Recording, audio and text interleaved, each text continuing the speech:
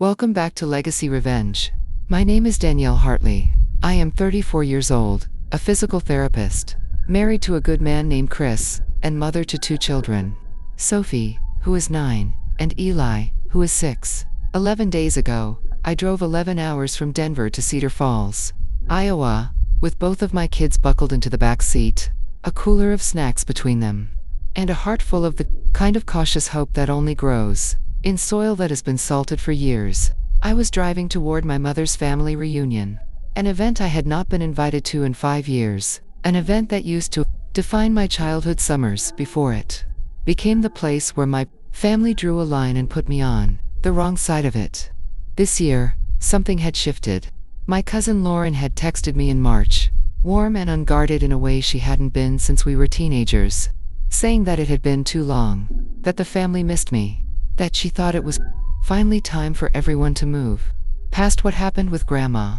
My mother, Diane, followed up a week later with a text of her own, short but pointed. "It would mean a lot if you came, Danielle. Bring the kids. Everyone's been asking about them." I read that message probably 30 times before I let myself believe it. I wanted so badly to believe it that I ignored the small, cold voice in the back of my mind that had learned the hard way exactly how my family operates. I requested time off work. I bought Sophie and Eli new outfits for the family photo. I imagined we would finally be allowed to be part of. I packed the car with gifts, with a photo album I had put together of the kids growing up, thinking maybe this could be the bridge back into a family that had spent half a decade treating me like a stranger who happened to share their blood. To understand why that invitation felt like such a fragile miracle, you have to understand what happened 6 years ago, the year everything broke. My grandmother, Eleanor Bennett, had a stroke in her kitchen on a Tuesday afternoon while baking bread, the same recipe she'd used for 40 years. She was found 12 hours later by a neighbor who noticed her newspaper still on the porch. She survived, but barely, and the doctors were blunt about what recovery would require. Months of physical therapy, speech therapy, round-the-clock supervision, and a level of patience that a state-funded nursing facility, the kind my Aunt Carol had already started researching before Grandma was even stable, simply could not provide. Carol, my mother's older sister, called an emergency family meeting 4 days after the stroke. I remember sitting in her overly formal living room, the plastic still on some of the furniture, while she laid out a plan with the efficiency of someone closing a business deal: sell Grandma's house, split the modest proceeds for ways among her children, place Grandma in Willowbrook Manor, a facility with a 3-star rating and a waiting list that suggested availability was not a compliment.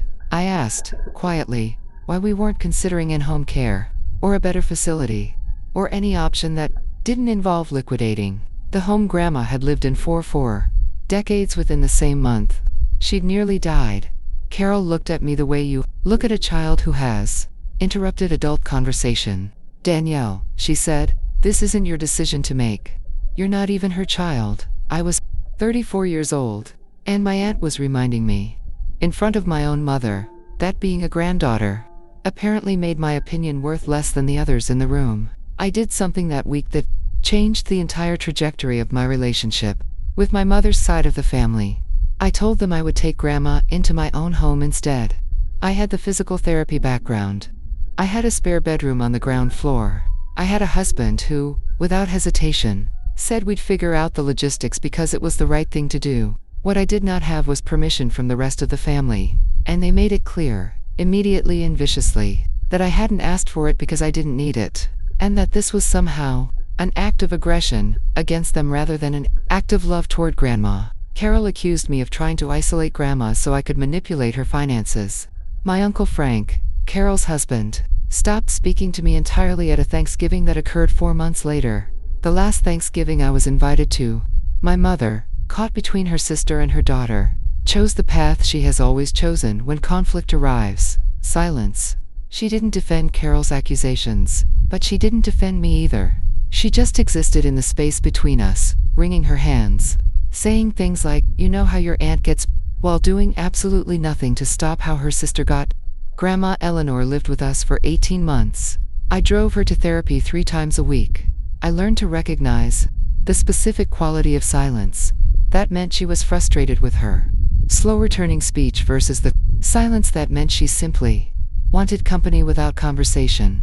I watched her relearn how to hold a fork, how to walk to the mailbox, how to say my name again after months of it existing only as a shape her mouth couldn't quite form. By the end of that year and a half, she had recovered more independence than any of the doctors predicted, enough to move into Maple Ridge, a genuinely excellent senior living community 40 minutes from my house, a place she chose herself, that she could afford because her house had not been hastily sold in a moment of family panic. Grateful in a way that reshaped both our lives, Grandma sat me down 8 months after moving into Maple Ridge and told me she wanted to update her legal documents.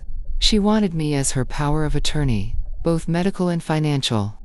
She wanted me listed as primary trustee of the modest estate she had built over a lifetime of careful saving, an estate worth just under $800,000 between her paid-off house, which we eventually did sell once she was settled, and her investment accounts. I told her I didn't need to be named anything, that I had helped her because she was my grandmother, and that was enough. She took my hand, and with the same directness that had apparently skipped a generation and landed entirely in me, she said, "Danielle, I trust you with my life because you already proved you'd take care of it. I need to trust you with what's left of it too."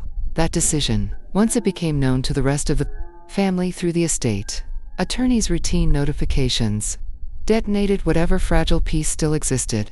Carol called it manipulation. She called it elder abuse, dressed up as kindness. She told anyone who would listen that I had isolated Grandma during her most vulnerable years specifically to secure this position, conveniently omitting the part where she herself had wanted to sell the house and warehouse Grandma in a facility with mediocre reviews. My mother did not correct this narrative. My mother has never, in 6 years, corrected this narrative. Somewhere in the retelling and the family group chats I was quietly removed from, and the holiday gatherings I was quietly uninvited to, I became the villain of a story where I was actually the only person who had shown up. And so when Lauren's text arrived in March, gentle and hopeful, and my mother's message followed suggesting real reconciliation, I let myself believe that maybe, after 6 years, the truth had finally worn down the lie. I told Chris I thought this might really be it. He was more cautious than me, said he'd support whatever I decided, but that I should keep my expectations reasonable. I didn't listen. I packed the car. I drove 11 hours, with my children singing along, 2 road trip playlists in the back seat, stopping twice for gas and once for a rest area where Eli threw up from too much car time and too many gummy bears. And I arrived at Uncle Frank's lake house at 4:47 in the afternoon on a Saturday in June, tired, hopeful, and completely unprepared for what was waiting for me at that door. The lake house driveway was full of cars I recognized from years ago, minivans and SUVs belonging to cousins and aunts and uncles who had once been the backdrop of my entire childhood. String lights were hung across the deck. I could smell charcoal and hear the specific chaos of children's laughter mixed with someone's radio playing classic rock too loud. Sophie unbuckled herself the moment we parked, excited to meet cousins she'd only seen in photos. Eli grabbed my hand, suddenly shy, the way 6-year-olds get around crowds of strangers who are supposedly family. I took a breath, smoothed down my shirt, grabbed the photo album from the passenger seat, and walked toward the house with my children beside me, feeling something close to peace for the first time in 6 years. Carol was standing on the porch before I even reached the steps, arms crossed, wine glass in hand, and the expression on her face told me everything I needed to know before she opened her mouth. She looked at me, then at Sophie, then at Eli, then back at me, with a coldness I had forgotten she was capable of. A coldness sharpened by wine and years of unchallenged authority within this family. "Who invited you?" she said, loud enough that the porch conversations behind her stuttered into silence. "This is for real family." The words landed like something physical, a hand against my chest. Behind her, through the screen door, I could see my mother standing in the kitchen, dish towel in hand, close enough to have heard every syllable. She looked at me.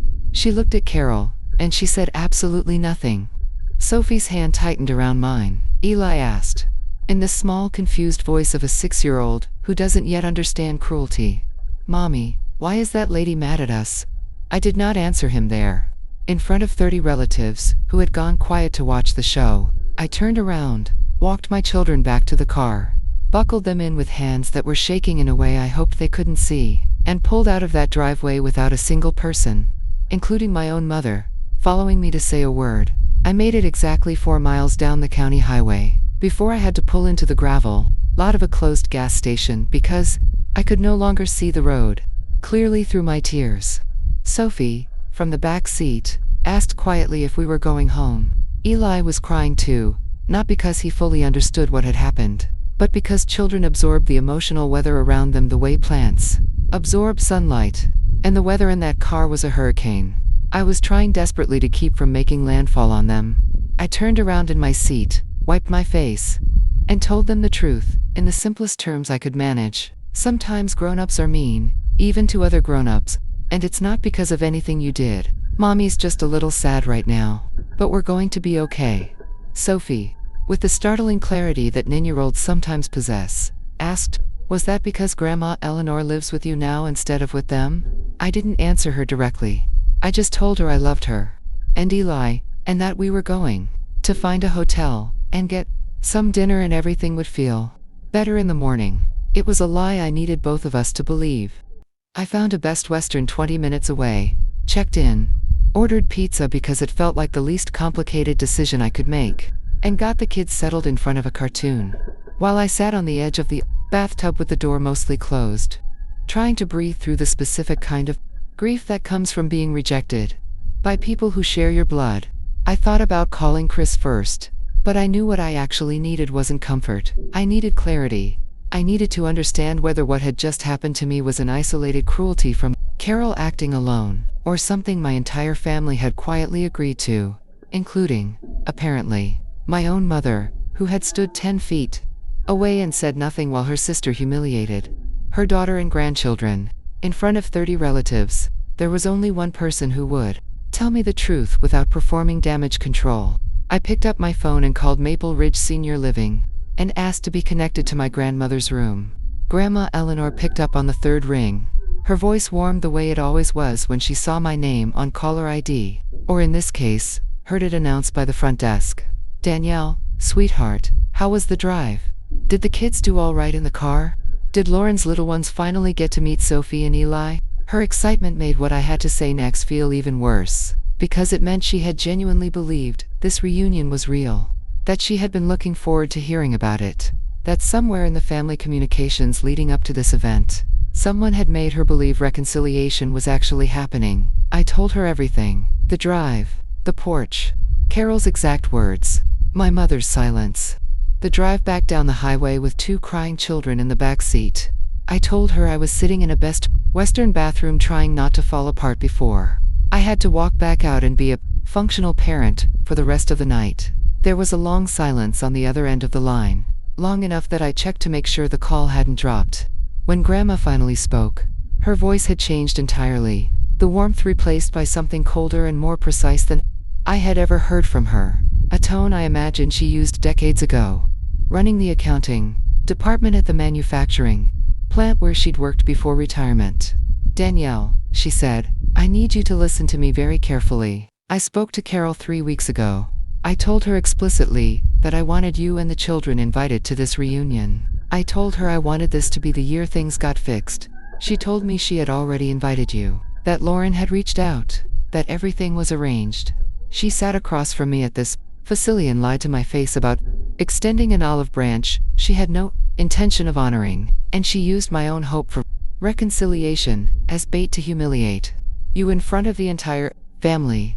I sat there on the edge of that bathtub, phone pressed to my ear, feeling something shift inside me, the grief curdling slowly into something harder and more useful. "I want you to come by tomorrow morning," Grandma continued. "Bring the children if you'd like, or don't. This might not be something they need to see. I've already called Robert Jennings." Robert Jennings was Grandma's estate attorney, a meticulous man in his 60s who had handled her affairs since before her stroke. "We're going to fix this, Danielle. Not the reunion. That's beyond fixing. I mean what happens next." I barely slept that night. my mind cycling through 6 years of accumulated evidence. I had never allowed myself to fully examine at once. Every excluded holiday, every dismissive comment, every instance of my mother choosing peace with her sister over honesty with her daughter, all of it now reframed by the knowledge that Carol had specifically lied to Grandma to engineer this humiliation. In the morning, I dropped the kids at the hotel's small kids club for 2 hours, the kind of amenity I had never used before, but was deeply grateful existed in that moment, and drove to Maple Ridge. Grandma was waiting in the small conference room the facility made available for resident meetings, a laptop already set up on the table, Robert Jennings's face already visible on the screen, patient and the expression of a man who had clearly been briefed on the broad strokes already.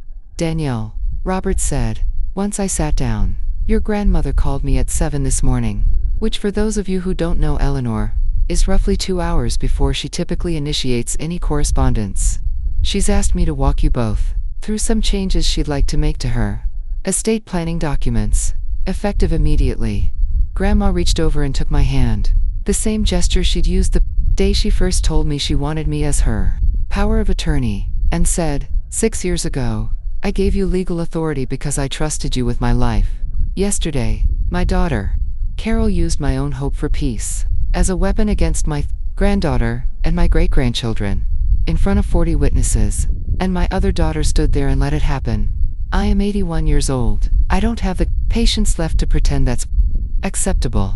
Robert cleared his throat and began out what Grandma had requested overnight, points he had clearly spent the early morning hours drafting into formal language. First, Carol's designation as contingent successor trustee, a backup role she'd held for years in case something happened to me, would be revoked entirely, replaced with a professional fiduciary Robert's firm regularly used for exactly this kind of situation.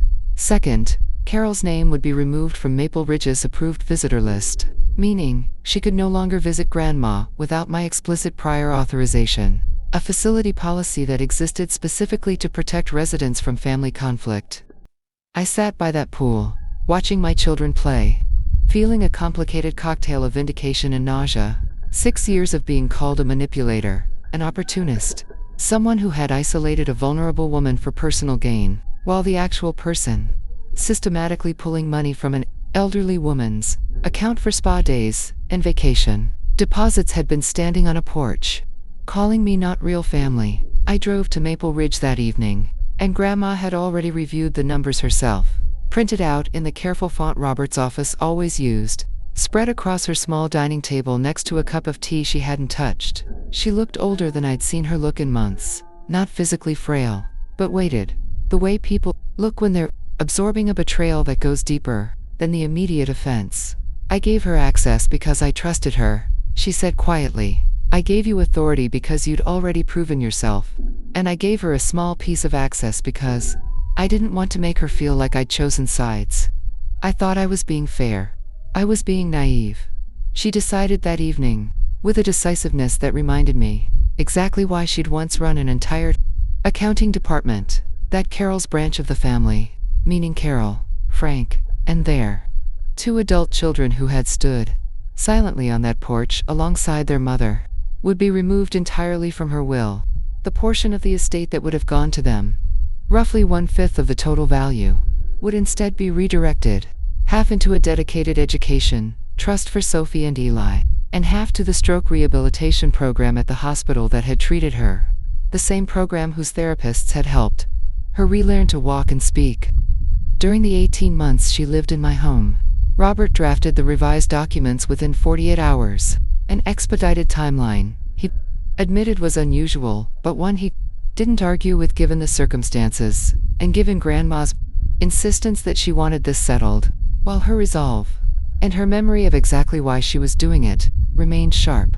Word travels strangely in families, not through official channels but through a kind of osmotic panic that seems to activate the moment someone senses their financial expectations shifting beneath them.